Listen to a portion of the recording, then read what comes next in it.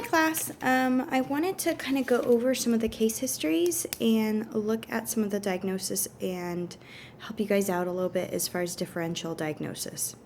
So let's start with Allison W.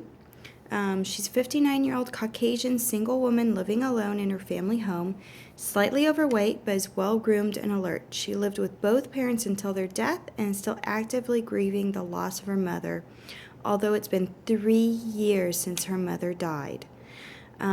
3 years is very untypical. That's a long time period. So that should already kind of trigger something diagnostically.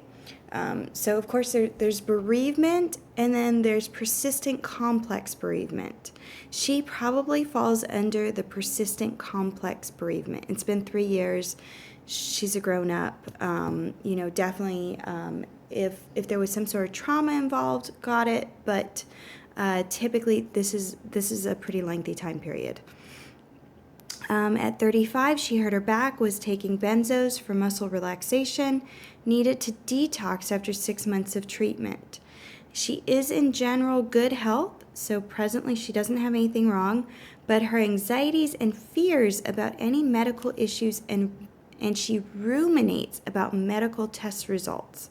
Allison admits to researching on the internet regarding symptoms she believes she is experiencing, including racing heartbeat, dizziness, headaches, and shortness of breath. So she's actually a perfectly healthy lady who's had a past history of stuff, but presently she's healthy. Now, she does ruminate, and she research, and she Dr. Googles, right? So she looks up everything, and then she feels like she has a lot of these signs and symptoms. That's anxiety-based, and so that's somatic. When we are worried about something, and then our body starts to have those symptoms, that's somatic. That is an actual medical problem. So if you look under the somatic category in your DSM, and so there's a whole list of different disorders that fall into this category. So it's under somatic symptoms and related disorders. Look under somatic symptom disorder.